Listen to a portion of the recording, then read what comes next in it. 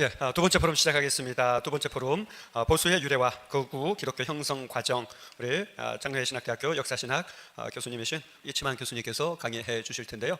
저는 이번 주제가 굉장히 중요하다고 생각합니다. 왜냐하면 이런 문제를 기독교가 잘 다룰 때 건강한 기독교의 미래를 열어갈 수 있지만 차칫 지금 일어나고 있는 한국 교회 현상이 이대로 간다라면 기독교가 굉장한 침몰로 갈 수 있는 상황이다라는 생각이 듭니다. 그래서 굉장히 중요한 포럼이고 또 교수님 이 발제들을 통해서 우리가 이 시대의 목회자로서 사역자로서 바른 방향을 좀 잡아가는 그런 시간이 됐으면 좋겠습니다. 우리 이치만 교수님 나오실 때 큰 박수로 맞이하겠습니다. 네, 저는 PPT를 중심으로 하겠습니다. 그래야 시간이 빨리 끝날 수가 있고, 그리고 모든 세미나나 강연의 가장 아름다운 덕목은 시간 이내에 끝내는 거라고 생각하기 때문에 가능하면 빨리 끝내기 위해서 제가 PPT를 사용하겠습니다. 서론에 뭐 여러 이야기가 있는데 딱 한마디로 말하면 이 발표를 왜 하냐라고 하는 것은 하나의 질문. 왜 전 지구적으로 극우 포퓰리즘이 이렇게 퍼져나가고 있는지, 그리고 그 중에 하나인 한국에서는 왜 기독교가 그 극우 포퓰리즘의 중심이 되어 있는지, 이 두 가지 질문이 서로 다르면서도 같다라고 보는데요. 그 질문에 그러니까 저는 역사 신학하는 사람으로서 제가 배웠던 방법론을 가지고 답을 한번 찾아보려고 하는 겁니다. 이 보수란 무엇인가?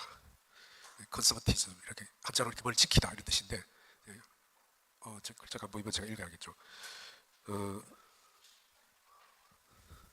사회는 여러 세대에 걸쳐 축적된 경험과 지혜, 전통, 관습, 그리고 제도들이 복잡하게 얽혀있는 하나의 유기체다. 근데 이 말을 한 사람은 에드먼드 버크라고 하는 사람인데, 이 사람은 영국의 철학자로서 프랑스 혁명을 보고 프랑스 혁명이 기존에 있는 그 폐석들이었으나 그것들을 확 혁명적 방법으로 민중이 정권을 찬탈하면서 기존의 폐석들을 없는 혁명의 과정을 보면서 이 사람이 자기는 자기가 갖고 있는 생각을 이제 토로한 겁니다. 거기에 보면 우리는 개인 각자가 자신의 사적인 이성의 창고에 의지하기보다는 모든 국민의 일반적인 은행이자 자본을 활용하는 것이 더 현명하다고 생각한다. 많은 이들이 파괴하기보다는 보존하기를 선택하며 발명하기보다는 기존에 존재하는 것을 선호한다. 이제 버크로부터 시작된 이러한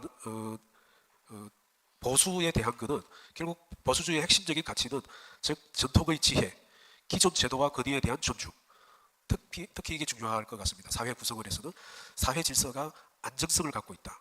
그리고 점진적인 변화를 하더라도 점진적으로 해야 되지, 내가 못 쫓아갈 정도의 급격한 변화, 그리고 뿌리채 바뀌는 레디칼한 변화에 대해서는 나는 동의할 수 없다. 뭐 쉽게 말하면 인간은 대단히, 저도 이제 그런 의미에서 칸트에 쉽게 동의가 안 되는데, 인간은 이성이 있으나 이성적 존재라고 생각하지 않습니다. 이성이 있을 뿐이죠. 그러니까 자기를 정당화할 때는 그 이성을 사용해서 명분을 만들어내나, 인간은 대단히 관습적이고, 인간은 대단히 관계적이고, 인간은 대단히 감정적인 존재다. 그러니까 제가 저를 들여다보니까 그렇더라고요. 근데 다른 사람은 어떤지 모르겠습니다. 대단히 이성적인지는 모르겠는데, 제가 적어도 한 50여 년 살아오면서 보는 바에 의하면 이성을 쓰고는 있으나 이성적인 사람은 잘 못 봤습니다. 아마 칸트 정도가 이성적인 존재였고, 그 이후에는 그 이전에도 없고 그 이후에도 없지 않았을까. 다시 말하면 인간은 기본적으로 보수적일 가능성이 높다. 하던 대로 한다. 그 정도 하고, 새로운 것이나 변화를 적극적으로 받아들이기보다는 전통적인 것을 옹호하는, 사실은 우리 안에 모두 다 보수의 심장이 있다. 그리고 그것을 잘 자극하면 뭐 대부분의 사람들은 보수적일 가능성이 높다. 이게 이제 기울어진 운동장의 기울어지는 하나의 각도, 첫 번째 각도라고 생각합니다. 이제 이 사람이 토마스 제퍼슨, 우리는 다음과 같은 사실을 저명한 진리로 받아들인다. 즉 모든 사람은 평등하게 창조되었고 창조주는 몇 개의 양보할 수 없는 권리를 부여했으며 그 권리 중에는 생명과 자유와 행복의 추구가 있다. 이 주장은 미국의 보수적이라고 하는 개념이 미국 안에서 어떻게 정치적 이념으로 조직화되는데, 이 토마스 제퍼슨이라는 사람은 미국에서는 뭐 엄청나게 중요한 사람이잖아요. 그런데 이 존 위티 주니어라고 하는 법사학자가 있는데, 이 사람이 권리와 자유의 역사라는 책에서 볼 때, 여기서 보면 미국 초기 미국의 권리와 자유 개념은 우리의 그 장로교가 소속되어 있는 개혁주의 신학과 밀접한 관계가 있다. 그건 바로 우리 학교에서는 잘 안 가르치는데, 개혁주의 신학에서 대단히 중요한 위치를 차지하는 게 언약 신학입니다. 언약 신학 같은 경우에는 뭐 간단하게 말하면 레위기 11장 44절, 45절, 19장 2절, 베드로전서 1장 16절, 성경에 꼭 4번이 나오는 이 구절, 내가 거룩하니 너희도 거룩하라. 인간은 하나님의 형상대로 창조되었기에 신적인 존엄성을 지니며 이 존엄성을 지키며 살아가는 것은 하나님 앞에서의 의무이자 동시에 누구도 침해할 수 없는 권리가 된다. 이런 그러니까 신학적 사상은 인간의 자유에 신적 권위를 부여했다. 그러니까 여기서 자유라는 개념이 정도가 되는 과정을 거치게 됩니다. 이 자유는 어떤 국가나 군주가 허락하는 것이 아니다. 왜냐하면 그 자유는 하나님의 선물이기 때문입니다. 그래서 그 자유로부터 하나님이 직접 부여한 이것은 인간의 어떤 권력도 그리고 어떤 사상도 그리고 어떤 힘으로도 침해할 수가 없는 거다. 국가의 폭정이나 부당한 법에 저항할 수 있는 강력한 신학적 근거, 저항권이 여기서 탄생하는데 자유는 바로 이 저항권이라고 하는 사상으로부터 나오게 되는 그러니까 자유의 그 잉태하는 게 저항권이다. 근데 저항권은 제가 볼 때는 신학하는 사람이니까 정치학으로 해석하지 않고 이거를 신학적 은술로 저의 은술로 풀면 저항권을 한마디로 말하면 모든 하나님으로부터 은혜를 받고 부여받은 내가 거룩하니 너희도 거룩하라 우리의 공로가 아니고 하나님이 일방적으로 우리에게 약속으로 주신 그 하나님의 조드마 이마고 데이 하나님의 형상을 갖고 있는 우리가 우리의 형상을 우리의 조덤을 침해하려고 하는 어떤 세력에 대해서도 저항권은 이렇게 말할 수 있습니다. 너는 하나님이 아니다. 그러니까 나를 침해할 수 없다. 나를 침해할 수 있는 곳은 오로지 하나님밖에 없다.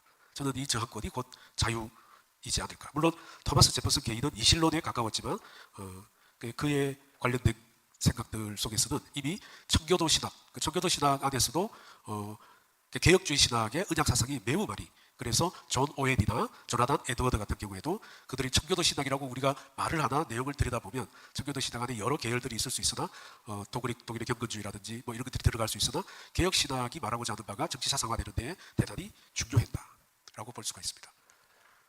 그래서 이 자유주의는 자연권, 개인의 권리, 그 다음에 작은 정부, 개인의 자유가 중요하기 때문에 정부는 역할이 적게 들어가야 된다. 그리고 미국으로 치면 각 주 단위의 분권주의, 그 다음에 종교의 자유, 보수주의는 농업이나 전통사회를 중시하고 신중한 변화, 그 다음에 이것도 재밌게 엘리트주의가 있었다.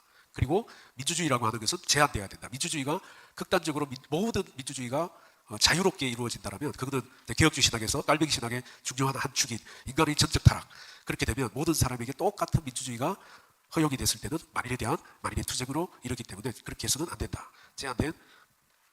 그래서 토마스 제퍼슨에 있어서 미국 정치나 미국 경제 사상이나 사회 사상에 굉장히 큰 영향을 미친 이 사람 안에는 이 자유라는 말과 보수라는 말이 두 가지가 자리하고 있는 그러니까 자유주의적 보수주의 다른 말로 하면 고전적 자유주의가 내재되어 있다고 말할 수 있습니다. 그런데 미국에 새로운 변화들이 일어납니다. 하예크 그러니까 이게 이제 민주주의적 사회주의 즉 위대한 유토피아는 성취 불가능할 뿐만 아니라 그것을 쟁취하려는 노력이 무언가 아주 다른 것을 낳는다는 사실이다. 즉 그것을 약속했던 바로 그 자유를 파괴한다. 이 사람은 자유와 보수가 있는데 이 사람은 하예크라는 사람은 이제 오스트리아 출신의 경제학자고 우리가 흔히 시카고 학파라고 했을 때 시카고 학파가 두 가지가 있는데 정치학자들이 있는 반면 또 하나는 경제학자들이 있습니다. 오늘날 우리가 아는 주류 경제학이라고 말하는 건 대부분이 이 시카고 학파들에 의해서 정립이 된 그런 경제학 이론들인데 그 중에 한 사람이 하예크입니다. 이 사람이 이제 노예의 길에서 이 말을 하면서 자유가 제일 중요하다. 근데 이때 이 사람이 말하는 자유는 토마스 제퍼슨이 말하는 그 자유하고는 격이 좀 다릅니다. 시장에서 개인이 자유롭게 시장 활동을 할 수 있어야 된다를 뜻하는 의미의 자유. 그래서 자유주의적 시장 경제, 계획 경제는 전체주의를 낳는다. 법치주의와 제한된 정부, 개인의 자유로운 경제 행위. 신자유주의의 이론적 기초가 됩니다. 이 신자유주의가 오늘 제가 말하고자 하는 거에 굉장히 중요한 이론이 된다라고 볼 수 있습니다. 그렇다면 이제 하예크하고 이제 거의 비슷한 시기의 두 사람인데 하예크하고 케인즈를 비교하면 하예크가 어떤 사람인지 쉽게 알 수가 있습니다. 하예크는 자유시장 그리고 자생적 질서, 즉 애덤 스미스에 더 가깝고 애덤 스미스를 20세기적으로 해석해낸 그러고 그러니까 시장은 내려둬라 그러면 지가 알아서 한다라고 말하는 반면 케인즈는 그렇게 해가지고 1차 세계대전이 일어난다. 그러면 다 죽는다. 그렇기 때문에 정부가 개입을 해야 된다가 케인즈입니다. 그 다음에 통화량을 안정해야 된다. 정부 개입을 최소해야 된다. 케인즈는 적극적 재정을 지출해야 된다. 그리고 고용을 유지해야 된다. 그리고 인간은 어떤 존재냐면 정보는 분산되어 있다. 그리고 케인즈에게서는 정부가 경제를 관리할 수 있다. 정치 철학에서는 자유주의고 무조건 법을 지켜야 된다라고 생각하는 거고 그 다음에 케인즈는 개량적 자유주의, 국가의 역할이 중요하다라고 보는. 그런데 이 하예크와 더불어서 밀턴 프리들먼이라는 사람이 나오면서 이 경제학적 의미의 시카고 학파들의 이론이 굉장히 탄탄하게 됩니다. 경제적 자유는 정치적 자유를 위한 필수적인 수단이다. 그러니까 경제력을 정치 권력으로부터 분리함으로써 전자는 후자를 견제하고 상쇄할 수 있다. 밀턴 프리드먼 같은 경우는 주로 통화 정책을 강조하는 그런 사람인데 정부의 개입을 철저하게 차단하는 정책을 추구하고 그리고 완벽한 시장의 있어서의 개인의 자유, 더 나아가서 그 시장의 확대를 추구하는, 그전에는 일국 단위의 시장이었다면 이제는 전 지구적 단위의 시장으로 나가는 우리가 아는 신자유주의의 핵심이 됩니다. 그래서 통화량을 통해 경제를 조절한다, 개인의 자유로운 선택, 작고 효율적인 정부, 그 다음에 이 사람에 의해서 나온 말들 중에 하나가 레이거노믹스, 그 다음에 트리클 다운. 그래서 폭포 효과가 있다. 그래서 이 부자들을 감세하면 이 부자들이 세금을 정부에 내지 않기 때문에 정부는 역할이 줄어들어야 되니까 정부에 낼 돈을 많이 낼 필요가 없다. 그러면 이 부자들은 그 돈을 쓰기 시작할 거고 투자를 하기 시작할 거다. 그렇게 되면 그게 점점 낙수 효과가 일어날 거다. 이런 이야기를 하여서 부자들의 자유로운 시장 경제, 시장에서의 역할들을 놓아둬야 된다. 그런 했고, 그 다음에 그게 우리가 아는 신자유주의의 핵심 이론이 됩니다. 오래된 우파는 미국 안에서 우리가 뉴 라이트를 말하니까 그럼 올드 라이트도 있을 거 아니에요? 올드 라이트는 뭐냐면 핵심 가치는 도덕, 종교, 질서. 그러니까 대표적인 분은 러셀 크크, 보수의 정신, 그 다음에 위협의 요소로는 세속주의, 문화적 타락. 그 다음에 자유시장, 작은 정부. 이거는 대표님들은 하이에크 프리드만. 그리고 위협은 사회주의와 큰 정부. 그 다음에 외교적으로는 고립주의. 제임스 멀로 같은 경우, 멀로이즘. 자기들, 아메리카는 사실 어떻게 보면 육지로 붙어 있는 나라는 두 나라밖에 없잖아요. 그러니까 섬나라거든요. 그러니까 어떤 나라도 아메리카를 공격하려면 바다를 통해서, 하늘을 통해서, 육지로는 못 들어오니까. 그러니까 우리는 유럽의 문제에 관여하지 않겠다. 불간섭주의를 이게 이제 오래된 우파였는데, 이게 이제 37쪽 보면 이제 2부 미국 사회의 변화와 새로운 보수의 등장에 나오는 내용입니다. 2차 세계대전 뒤에 이제 2차 세계대전을 지나면서 그러니까 굉장히 중요한 사상의 변화들이 일어납니다. 1, 2차 이전에 유럽의 지성은 휴머니즘이었습니다. 인간이 뭔가를 할 수 있다. 인간이 뭔가를 할 가능성이 높다. 신학에서도 우리는 그거를 근대주의나 자유주의라고 말하는, 인간이 그러니까 노력을 덜해서 그렇지 열심히 하면 언젠가는 알게 된다라고 하는, 그에 대해서 그걸 반대했던 사람 중에 대표적인 사람이 이제 바르트 같은 사람이잖아요. 그 하나님의 뜻은 우리 절대 알 수 없다. 우리 단절되어 있다. 깔뱅을 20세기적으로 재해석하라. 거라고 보는데, 그것은 철학에서도 마찬가지입니다. 칼 바르트 같은 입장을 가진 철학의 반성은 휴머니즘에 대한 반성을 철학적 차원에서 봤을 때 인간에 대한 과도한 그 긍정적인 분위기, 그 다음에 인간에 대해서 갖는 그러니까 그 가능성을 봤던, 그러면 그게 철저히 반성하면서 휴머니즘이 갖고 있었던 여러 요소들 중에서 권위적인 요소들에 대한 반권위주의. 이거는 뭐 철학에서는 프랑크푸르트 학파의 아드르노가 권위주의적 성격 이런 책을 통해서 그걸 비판을 했고, 그 다음에 반지성주의. 이게 휴머니즘이 이성을 중시하는 그런 사조였기 때문에, 그러니까 이성을 가지고 뭔가를 따지고 그 다음에 그 지식을 축적을 하고 하는 것에 대한 혐오의식을 가지게 됐습니다. 그래서 아예 이성이 중요한 게 아니라 의지가 중요하고 행동이 중요하다라고는 반지성주의가 등장하게 됐고, 그 다음에 또 하나는 해체주의. 특히 이거는 미학이나 예술의 영역에 데리다 이런 사상가에 의해서 서구의 형이상학을 해체하면서 완벽하게 그걸 뒤집어엎는, 근데 이런 모든 것들이 사실은 오늘 우리가 지금 제가 말하고자 하는 결론과 다 연결이 되어 있습니다. 이 중 특히 대중정치에 가장 큰 영향을 미친 것은 지성주의였다. 이는 전문가와 엘리트에 대한 불신을 키우고 대중의 감정을 자극하는, 대중이 자극이 되어도 옛날에는 그 검증 절차들이 있었습니다. 전문가라든지 뭐 그런 학계에 의하면 학계의 정설이 어떻고 이런 이야기인데, 그런데 그 자체를 해체를 해버리는 과정이 반지성주의였기 때문에 포퓰리즘이라고 하는 정치가 가능해진. 그 다음에 이제 미국 사회에서 이제 등장하는 그 중에 하나가 이 반공주의입니다. 이게 메카시즘. 메카시가 이런 이야기를 했다 그래요. 나는 오늘 국부장관에게 국무부에서 일하고 있으며 공산당원인 205명의 명단을 내 손에 들고 있다고 말할 수 있다. 국부장관에게, 즉 우리를 지금 외부부에 근무하는 직원 205명이 공산당원이고 그 전력을 증명할 수 있다라고 했는데, 사실 이 지금 메카시가 많이 사는 이제 상원 의원인데 미국의 50주에 있는 공산당원 누구 몇 명이고 지금 그걸 쭉 언론에 브리핑하고 있는 사실입니다. 그러니까 저기에 걸려들면 죽는 거죠. 그때 당시에 그 메카시가 말했던. 그리고 이때 이 메카시의 손발이 된 게 FBI 국장 에드가 후보였었습니다. 그러니까 메카시가 명단을 주면 에드가 후보가 다니면서 잡는 거죠. 공포를 매개로 미국을 장악하는 메카시즘. 그러니까 입증 책임의 증가. 그러니까 입증 책임을 누가 하냐면 보통은 그 사람을 기소하는 검사가 하잖아요. 검사가 구속을 시켜놓고 이 사람의 유죄를 입증하는 것을 검사가 합니다. 그런데 이게 지금 메카시가 어떻게 하냐면 지나가는 사람을 잠깐 불러놓고 뺨을 딱 때립니다. 너 도둑질했지. 그래놓고 네가 도둑질 하지 않았음을 입증해봐. 이게 메카시즘입니다. 연차제. 그리고 그렇게 해서 입증을 못하는 사람은 유죄가 되잖아요. 그럼 그 사람 주변이 다 들어가는 거예요. 그게 연차제. 그 다음에 그렇게 해서 만들어진 리스트가 우리가 흔히 말하는 블랙 리스트가 여기서부터 나오기 시작합니다. 리스트가 있다. 이제 메카시가 했던 말. 이때부터 미국은 한때는 위대한 나라였죠. 왜 위대한 나라였냐면 모든 것을 언론에서 다 보도를 할 수가 있었기 때문입니다. 언론에서 그래서 저널리즘이 어떤 거짓도 다 걸러낼 수 있는 장치가 됐습니다. 그런데 이때부터 미국이 삐끗하기 시작한 게 언론도 자기를 스스로 검열하기 시작하는 거예요. 눈에 보이지 않는 누구를 계속 신경을 써야 되는 자기 검열의 상태에 미국도 돌입하게 되었다. 그리고 이제 우리하고는 가장 이제 관련이 잠깐 이야기하면 요걸 편성해서 우리 정병준 교수님이 이제 이 사람에 대해서 전문가입니다. 칼 맥킨타이어. 이 사람이 WCC가 만들어지니까 WCC 그 바로 앞 호텔에서 그 반대하는 집회 그 조직을 만들었던 ICCC를 만들었던 사람. 이 사람이 칼 맥킨타이어가 우리나라에도 왔습니다. 우리나라에도 와가지고 한국 사람들 자기 어떻게 보면 칼 맥킨타이어의 똘마니들을 이렇게 조직하는. 그 다음에 아까 말했던 무지성하고 이제 근본주의가 이제 결합을 합니다. 이게 심각한 거죠. 근본주의가 신학 안에서도 별로 그러니까 근본주의자들은 자기를 근본주의라고 하지 않습니다. 근본주의자들은 기본적으로 이렇게 펀더멘탈리즘이라고 스스로 말하지 않습니다. 이 사람들의 5가지 특징이 있는데 다른 거는 다 뭐 그렇다 하더라도 딱 한 가지의 특징은 성경의 문자적 해석. 그래서 성경은 하나님이 이들의 이미지는 그겁니다. 하나님이 불러준 것을 썼다.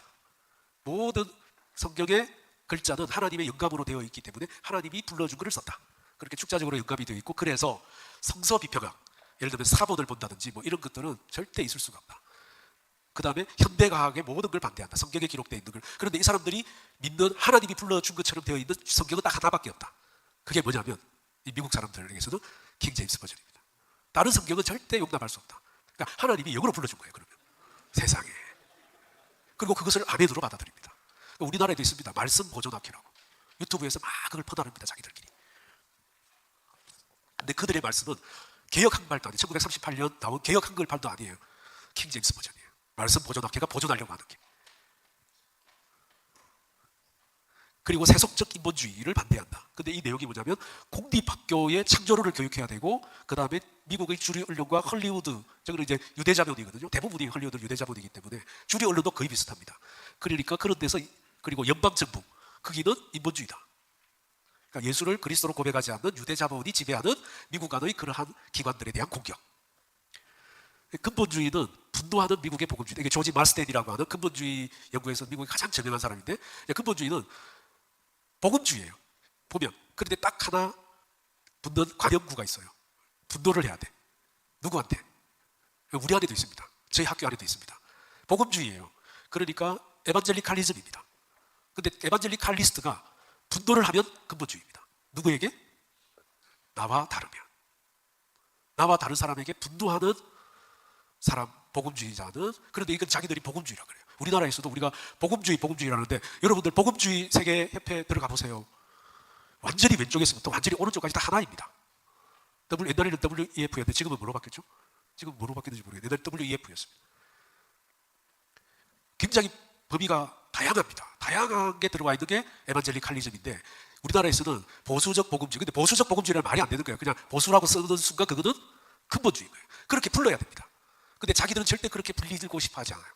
그래서 미국에서도 자기도 계속 에반젤리칼리즘, 스스로를 계속 그렇게 세뇌합니다. 자기들은 복음주의자다. 근데 틀린 게 아니죠. 다만 분노할 뿐이지. 이 사람들이 분노하는 방법. 그리고 자신들과 다른 주장에 대해서는 하나님과 사탄, 선과 악으로 규정합니다. 그래서 매우 쉽게 자기와 다르면 악마로 규정할 가능성이 높습니다. 복음주의적 신앙 고백을 갖고 신학을 갖고 있는데 내가 누군가를 쉽게 화를 내거나 쉽게 악마화를 하면 그 사람은 근본주의자예요. 근본주의를 대표하는데 이 사람이 굉장히 중요합니다. 사실 오늘 우리가 지금 갖고 있는 미국하고 한국과 미국의 대부분의 문제가 이 사람으로부터 거슬러 올라간다라고 저는 생각합니다. 조지 파렐, 빌리 그레이엄 이후로 미국의 방송 설교가로서 굉장히 유명한 사람입니다. 빌리 그레이엄 레벨은 아니나 그만큼 꽤 많은 인기를 눌렸던 이 사람. 근데 타임지에 책이 나와 있어요.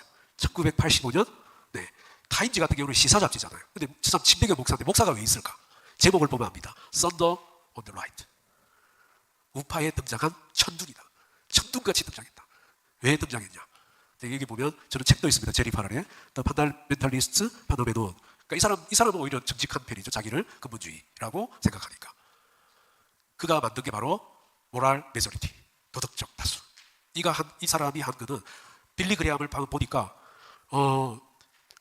내가 생각한 것보다 미국에서 미국 대중들에게 나의 정치적 의사가 꽤 잘 먹히는구나 하는 걸 이 사람이 깨달은 거죠.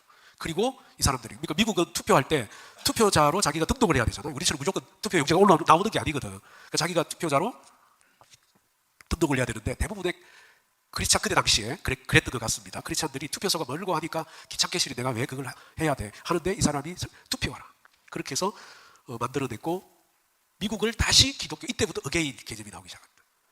어게인, 미국을 다시 기독교 국가로 만들자.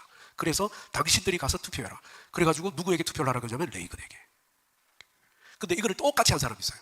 아까 이국 교수님 잠깐 언급하셨는데 부산의 선보 목사, 자기도 그렇게 하면 될 줄 알았거든. 그러니까 이 사람이 그렇게 했거든. TV 설교에서 레이건을 찍어라. 근데 그 부산의 선보 목사가 교육감 선거할 때 누구 찍어라, 대통령 누구 찍어라, TV에다가 또 유튜브까지 나와 있어요. 그 영상이 있어요.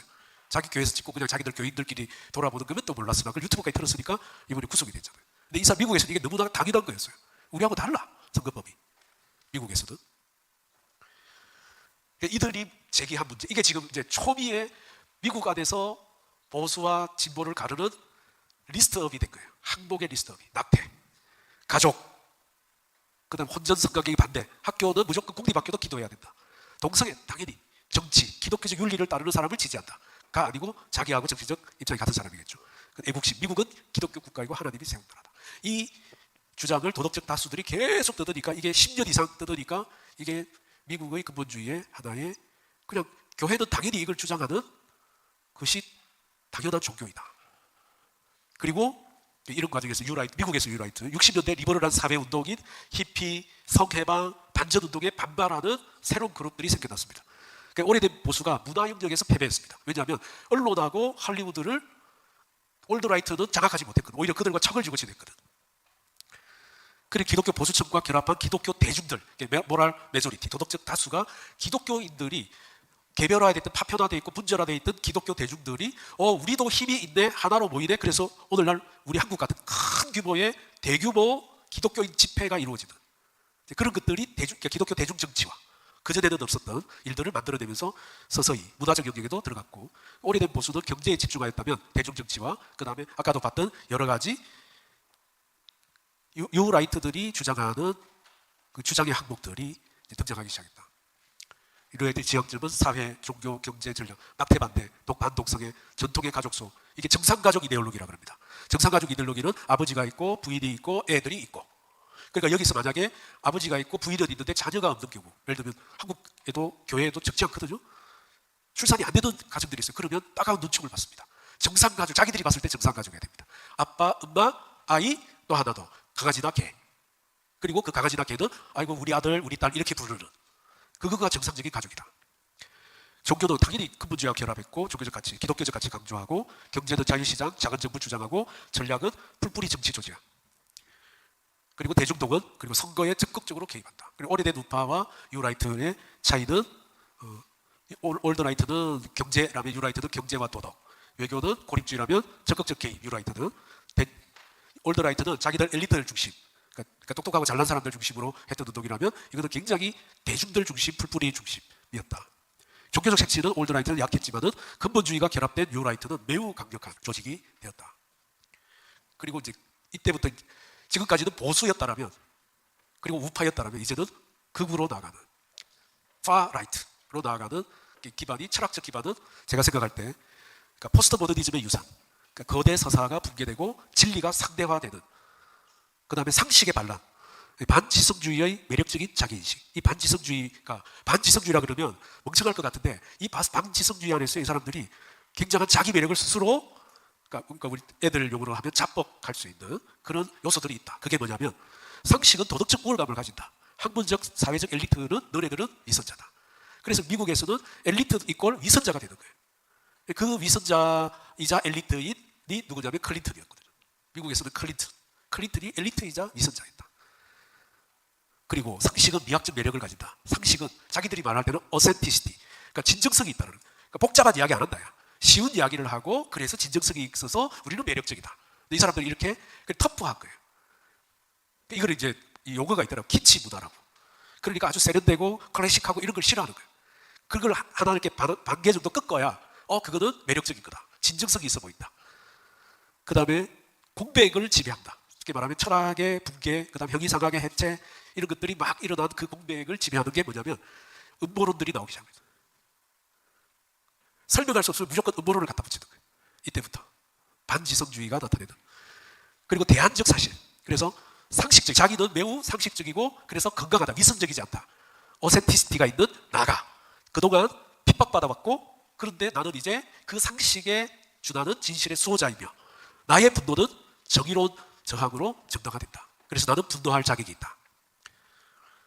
또 경제적 기반은 이게 이제 가장 결정적일 거라고 저는 생각합니다. 이게 역사적 사례가 있습니다.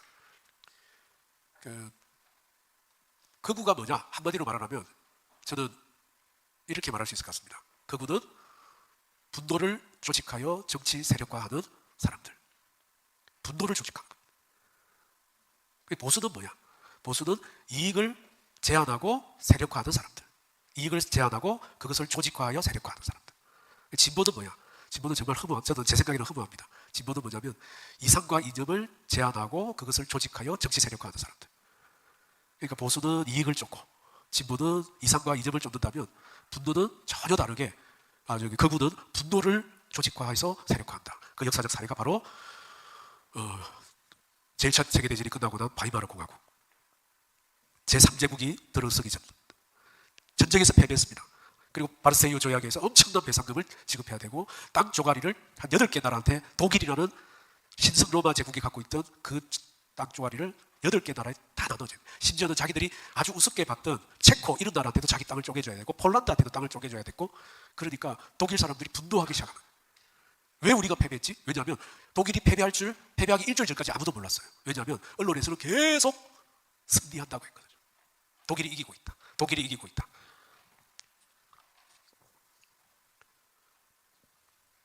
그런데 초인플레이션, 이게 이제 19세기 자본주의의 실패, 그리고 모든 1차 세계대전이 일어나는 원인 중에 하나가 뭐였냐면 극단적 자국 보호 무역주의. 그러니까 관세를 엄청나게 올려가지고 다른 나라에 물건이 들어오지 못하니까 그 전까지는 어째저째 팔아먹던 것들이 갑자기 공장이 수도업을 할 수밖에 없고 공장이 수도업하니까 실직이 생기고 실직이 생기니까 사람들이 공장이 또 문을 닫고 계속 이게 초인플레이션. 이게 돈입니다. 바이마르 공화국, 그러니까 시스로마 제국에서 넘어와서 바이마르 나치가 집권할 사이에 독일의 중산층이 저게 뭘 사려고 저걸 되냐면 빵 한 덩어리가 됩니다. 빵 한 덩어리를 사야 되는 게 저만큼의 돈이 필요했다. 끔찍한. 그 다음에 600만 명이면 노동자의 3분의 1이 실업을 했습니다. 여기 보면 그 실업자 수가 쫙 보이는 그래프를 볼 수가 있습니다. 그 다음에 실업한 사람들을 국가가 배급하는 거예요. 식량을 또는 먹을 음식을. 공무원들도 실직을 하니까 심지어는 군인들만 남아있는, 겨우 군인들만 고용이 가능한 상태니까 군인들이 공무원들이 일을 하고 있습니다. 그리고 이 고통을 분노하잖아요. 중산층이 몰라 그랬단 말이에요. 열심히 돈을 모으면 나도 아파트도 사고 자동차도 사고 폭스바겐도 사고 그럴 생각이었는데 그렇게 열심히 돈을 모았는데 전쟁은 갑자기 패배했다 하고 어제까지 이기고 있었는데. 그러니까 이 사람들이 이걸 어떻게 해석해야 돼? 그때 이걸 답을 제시하는 사람들이 있었습니다. 우리는 적에게 진 게 아니라 우리 배후의 자국민에게 칼에 맞아서 전사했다. 이게 힌덴베르크라고 하는 사람인데, 힌덴브루크라고 하는 사람인데, 그러니까 1차 세계대전에서 독일이 어떻게 보면 러시아한테 다 이길 뻔했던 전쟁 중에 하나가 탄덴베르크 전투라고 있습니다. 거기에 영국이었어요. 근데 저 사람이 뭐라고 말했냐면, 저기에 있는 우리 고재길 교수님 독일을 잘 아시니까 다 해석하시겠지만 밑에 있습니다. 독일의 군대는 배후의 적에 당했다. 그들이 누군가? 저 사람이 누구냐면 로자 룩셈부르크 여성 철학자인데 저 사람이 유대인입니다. 그리고 칼 마르크스, 레프 트로츠키, 이 사람 다 유대인입니다. 그리고 히틀러가 선동합니다. 우리는 전투에서는 이겼으나, 왜냐하면 그전까지도 계속 연정연승했다고 말을 했기 때문에 전쟁에서는 졌다. 왜? 우리의 등 뒤에서 파업이나 일삼는 저 노동자들 때문에, 파업을 부추기는 저 공산당들 때문에, 그리고 국방의 의무를 소홀히 하는 유대인과 집시들 때문에 우리 위대한 제국은 등 뒤에 칼이 꼽혀서 전쟁에 졌다. 그 분노를 정치 조직하는 거죠. 이것도 게벨스가, 우리가 아는 히틀러의 선전 담당관, 마간 조가리 사기 위해서 이만큼의 돈을 들고 자기 갖고 있는 전 재산을 다 갖다 넣어야 될 사람들의 그 분노가 정치적으로 조직이 되는, 그래서 우리가 아는 국가사회주의 독일 노동자당, 나치당이 만들어집니다. 근데 지금 우리가 볼 때는 이때 나치가 나오는, 제가 볼 때는 그렇습니다. 나치가 나오는 상황하고 매우 유사하다라고 보는 한 학자가 있습니다. 칼 폴란이라고 하는 사람입니다. 그 사람이 봤을 때 신자유주의가 바로 그것이다. 신자유주의는 개인주의 복지국가를 해체하고 자본이 국경을 넘어 자유롭게 이윤을 추구할 수 있도록 세계 질서를 재편하려는 것이다.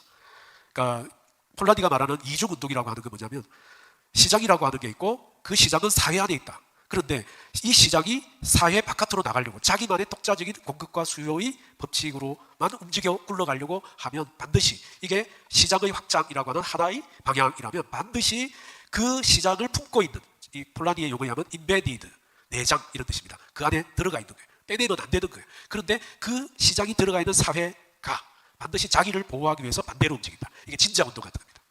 시장이 스스로 자기를 확대하려고 하는 거라면 반대로 움직인다. 그런데 지금 신자유주의가 했던 그가 바로 일국 단위의 자본주의를 전 지구 단위의 자본주의로 만들어 버리니 어떤 일이 벌어지냐면, 미국에서 가장 먼저 이 충격이 다가온 사회는 미국이었습니다. 탈산업화, 공장들을 미국에 있던 아이오와주라든지 뭐 이런 여러 주들에 있던 공장들을 전부 다 베트남, 중국 다 옮기는 거예요. 전 지구화로 만들어졌기 때문에. 글로벌 금융 자본이 그것을 뒷받침해주고 세계적 자본들이 그렇게 되니까 우리가 아는 러스트 벨트가 만들어집니다. 이 러스트 벨트 그 중에 하나입니다. 그들이 분노하는 거예요. 그리고 모든 산업은, 그 전에 있던 그 자본은 플랫폼 산업, 구글이라든지 아니면 트위터라든지 페이스북이라든지 플랫폼 산업으로 다 재편되는 미국의 산업이 긱 이코노미, 쉽게 말하면 아주 단타로 일하는 알바 경제, 우리로 치면 긱 이코노미가 되었다. 파시즘은 초기 자본주의 실패에 대한 반동이라면 현재 극우 포퓰리즘은 신자유주의 실패에 대한 반동이다. 그 다음에 문화전쟁, 인종질서의 전범, 흑인운동이 일어납니다. 흑인운동이 일어나는 거에 대해서 백인들의 반발. 그 다음에 반전운동과 히피 문화가 일어납니다. 이거 반전운동, 히피 문화에 대해서 뭐 이딴 것들이 있나 라고 분노하는 사람들, 양복 입고 넥타이 맸던 사람들이, 얘들이 에스니시티라고 말하는 다양한 민족의 문화를 받아들이자 하니까 미친 것들 아니냐 라고 하는 분노. 그 다음에 가부장 질서가 붕괴, 여성 해방운동, 그 다음에 낙태운동이 벌어집니다. 시간이 없으니까 빨리 지나가겠습니다. 이거는 환경운동입니다. 환경운동이 막 그린피스 같은 경우에는 굉장히 공격적이잖아요. 그러니까 이런 사람들, 이 환경운동이 또 흑인 해방운동하고 또 결부가 됩니다. 그 대표적 사진입니다. 그리고 배신당한 남성들, 베트남 전쟁의 상처, 페미니즘은 도전하는데 남자들은 전쟁에 끌려가가 죽거나 장애인이 되거나 이렇게 되는 그러한 상황인데, 여성들은 저기서 데모하고 앉아요. 반전 데모하고 앉았어요. 그리고 헐리우드에서 자기를 그리는 거는 찌질하고 막 금 많은 군인들로, 그리고 잔혹하거나 아니면 용감하다 못해 잔혹하거나 그렇게 되는 걸 보면서 이 배신당한 남성과 이 남성들이 그것에 대한 반동으로 마초 문화가 일어나기 시작합니다. 그 다음에 파시즘으로 경도가 됩니다. 그냥 읽겠습니다. 동원열정으로 해서 파시즘, 공동체의 우월감, 공동체의 문제를 특정 내부 혹은 외부의 적에게 돌리는 행태, 지도자에 대한 믿음, 그러니까 지도자는 타고나야 된다라고 하는, 그 다음에 힘의 숭배, 그 다음에 정화의 필요성, 적들을 제거해야 된다. 그래야 내가 깨끗해진다라고 하는 움베르토 에코의 원초적 파시즘, 그 다음에 파시즘의 미학, 파시즘의 미학은 이겁니다. 움베르토 에코의 파시즘 그 내용이 여기에 다 있습니다. 14개가 있는데요. 그러면 살펴보시고요. 이게 로마의 진군입니다. 무솔리니. 검은 셔츠단이 로마로 무혈 입성하고 권력을 쟁취하는. 그래서 이성적으로 설명하고 뭔가를 말하는 것보다도 너무 멋있어 보이는 남성, 행동하고 의지를 보여주는 남성. 그래서 이제 네오콘이, 이런 과정에서 네오콘이 등장합니다. 네오콘은 좌파 출신의 유대인 지식인들이 중심이 되고, 흑인 인권운동, 반전운동, 성해방, 급진주의 환멸을 느끼고, 그 다음에 아메리카의 가치와 민주주의를 수호하자라고, 그래서 군사적 개입을 적극적으로 주장하고, 엘리트 중심의 싱크탱크와 미디어를 통한 무슨 연구소 뭐 이런 것들을, 유대 자본을 끌어들이는 그런 연구소들을 만드는. 네오콘하고 유라이트도 좀 차이가 있습니다. 여러분들이 리버럴한 지식인이라면 기독교 보수, 외교 정책도 조금씩 다르고, 그 다음에 시장경제, 제한된 복지라면 여기는 거의 유나이트들은 좀 극단적으로 나가는. 그러니까 이 네오콘하고 이게 미국 안에서 아주 미묘하게, 우리가 볼 때는 보수인데 둘 다. 네오콘 계열과 이들이 좀 다르다.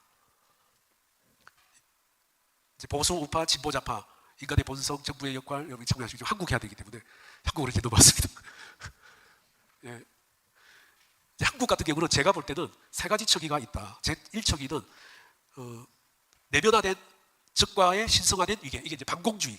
제가 볼 때는 어떤 저자는 우리나라의 반공은 하나의 이념의 측면이 아니라 그냥 대한민국의 시민 종교다.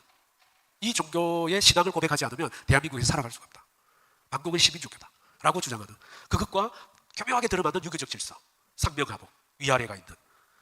두 번째 층위는 희생당한 청춘 빼앗긴 기회. 이게 주로 20대 이대남이 왜 보수적일까? 라고 하는 게 답인 거죠. 이들이 군대를 가니까 자기하고 동기는 계속 공부해가지고 자기보다 먼저 자기가 가야 될 기회를 가져가 버리고, 자기가 군대 제대하고 나니까 그 기회가 박탈이 되는 거예요. 자기는 조국을 위해서 헌신한다라고 배웠는데, 자기도 그렇게 해서 열심히 2년 이상을 국가를 위해서 헌신했는데, 제대하고 보니까 아무도 인정해 주고 군발이 욕하고 비아냥거리고 모욕을 주고, 그러니까 이제 이들의 분노가 생기기 시작하는 지점. 제3의 층위는 행동주의 신앙, 이게 이제 근본주의, 미국의 근본주의가 들어왔다. 뭐 유라이트 같은 경우는 우리 신용환 소장님께서 하셨으니까 그냥 슬쩍 지나가겠습니다. 미국과 한국의 라이트, 미국의 유라이트는 도덕, 기독교, 문화전쟁이면 한국의 유라이트는 친미, 반복, 시장경제, 반진보, 역사재해석, 그 다음에 고립의 여부는 대중동원, 특히 한국의 유라이트는 교회 중심의 유권자 동원, 그러니까 정치적 중립을 강조하는 걸로 봤을 때는 참여를 강화하고 우리는 보수 정권을 지원한다. 그러니까 한국의 유라이트 운동의 형성, 위기의식 뭐 이런 것들은 앞에서 이야기했기 때문에 중복이 되니까 제가 빨리 지나가겠습니다. 그 다음에 이것들을 증폭하는 최근의 요소들이 있습니다. 그게 뭐냐면 알고리즘이라고 하는 문제가 있습니다. 알고리즘은 내가 어떻게 보다가 그때 그 시즌에 뭔가 유명한 게 있으면 클릭을 한번 하면 이게 계속 그 안으로 빨아들이가는, 저입으로 들어가는 그런 알고리즘을 제시를 해주기 때문에, 그렇게 한번 들어가기 시작한 사람들은, 자기 검증 능력이 없는 사람들은 그런 지식에 갇히게 되는, 토끼굴이 되는 경향이 있다. 그래서 정서적으로 양극화가 된다. 또 하나는 우리 특히 10대 남자들 같은 경우에 이 전쟁 게임이 있습니다. 전쟁 게임은 요새는 전쟁 게임의 승패는 고정에 있습니다. 그러니까 전쟁 게임을 잘 안다가 그 또래 아이들에게 있어서는 그걸 잘 고정한다는 굉장히 중요한, 자기들 안에서 랭크의 상위에 올라갈 수 있는 기회가 됩니다. 즉 친구들끼리의 신분 상승의 도구가 뭐냐면 그 게임을 일단 잘해야 되고, 애들 말로는 레벨이 꽉 찼다, 만렙이 돼야 되고, 그 다음에 거기에 나오는, 전쟁에 나오는 많은 무기들을 줄줄줄줄 깨고 있어야 됩니다. 그거는 언제부터 뭐 일본이 언제 몇 년씩 사용해서 주여 저걸 어떻게 다 하나 싶을 정도. 학교 공부는 절대 그렇게 안 합니다. 그런데 그거는 가장 눈에 보이는 신분 상승의 동기부여, 모티베이션이 생기죠. 친구들 사이에서 애들이 존경의 눈으로 보기 시작하니까 자기를 열심히 밤을 새워서라도 그걸 외울 필요가 있는 그 소스가 어디서 나오냐면, 대부분이 지금은 지금은 다양하겠지만 옛날에 그 소스가 어디냐면, 지금은 국회의원 하는 조선일보 군사 전문 기자 유영원의 군사세계에서 나왔습니다. 그 사이트가 제가 한 3개월 이상 들여다봤습니다. 그 사이트를. 거기에는 뭐 저는 중학생인데요, 뭐 형님들 뭐 좀 사연이 있어요. 그리고 그거에 대해서 이 예비군 형님들이 너무너무나 사랑스럽게 그 아이들에게 밀리터리즘에 입문을 시킵니다. 10대 때부터. 기울어지는 운동장의 또 하나입니다. 우리 아이들이 왜 교회 안 나오느냐. 교회 형님들 중에서는 그런 걸 잘하는 사람이 별로 없어요. 거기 가야 됩니다. 그리고 그 안에서 자기들의 정서적 서클이 만들어집니다. 그래서 이게 마초 밀리터리즘의 내재화가 일어나고 정체성이 확립이 되고, 그리고 그 안에서 가상적 우월감이 생기고, 그리고 이거는 앞서 파시즘에 쭉 이야기했던 파시즘적 정서와 매우 유사한 공명이 일어나는, 툭 건들면 금세 파시즘적인 상황으로 넘어갈 수밖에 없는. 그러니까 그래서 이것들에 어떻게 보면 한국의 극우가 기독교를 끼고 있는 이유는, 어떻게 그 이전에 유라이트 같은 경우는 대중화가 실패했거든요. 저도 그렇게 봅니다. 대중화가 실패했는데 이거는 자기들에게 엄청난 대중화에 성공하는 케이스라고 자기 판단하지 않았을까. 그리고 그거는 당장에 이들에게 있어서는 경제적으로 리턴도 있습니다. 조회수가 올라갑니다. 유튜브 조회수가. 그리고 그걸 막 클릭을 합니다. 이와 같은 상황에 우리가 빠져 있다. 제가 아까 이제 칼 폴라니의 진자 운동을 말했는데, 칼 폴라니의 그 진자 운동, 이중 운동이라고 자기를 이야기하는, 제가 볼 때는 진자 운동이죠. 시장이 자기의 영역을 확장하면 그 시장이 포함하고 있는 사회는 자기를 보호하기 위해서 반동이 일어난다. 신자유주의가 자기 시장을 확장을 하니까 거기에 피해를 입었던 러스트벨트의 수많은 노동자들이 스스로 극우화되는 자기 보호 장치를 작동하게 된다. 근데 이걸 교회에다가 대입하면, 한국 교회는 우리가 교회의 외형을 확장했다. 그런데 계속 이렇게 확장할 수가 없거든요. 왜냐하면 반드시 뭐가 동반이 돼야 되냐면, 우리 안에는 고백과 신앙이 있어야 됩니다. 오늘 정병주 교수님 들고 온 책에 보면 고백에서 신앙으로, 제가 보고 이거야 내가 그랬는데, 그 책 여러분들 꼭 혹시 그 저자가 있으니까 저자 사인을 받으시고 한 권씩 구입하시면 좋겠습니다. 제가 영업해드렸습니다. 근데 제가 볼 때는 이렇습니다. 그러면 우리의 고백과 신앙이 없었나? 이 문제를 볼 때 우리가 지금 외형적으로는 확장한 것도 봤잖아요. 근데 이게 지금 안 되잖아. 오히려 줄어 쪼그라들고, 임 교수님도 그 말씀을 하시는, 쪼그라드는데 우리는 그러면 무엇을 해야 되냐? 우리를 보호하기 위해서, 교회를 보호하기 위해서. 근데 저는 요새 이런 생각을 합니다. 한국 교회가 설교는 있는데 캐리그마가 없고, 예배는 있는데 레이투르기아가 없다. 초대교회 5개 지표. 임 교수님 에드 폰테스라고 말했는데 저는 그거라고 생각합니다. 5가지. 교회가 뭐냐라고 했을 때 캐리그마, 레이투르기아, 디다케, 디아코니아, 코이노니아. 근데 가장 먼저 설교는 있는데 캐리그마가 없어. 설교와 캐리그마가 혼동이 일어났다. 저는 이 부분을 말씀을 드리고 제 말씀을 모두 마치도록 하겠습니다. 감사합니다.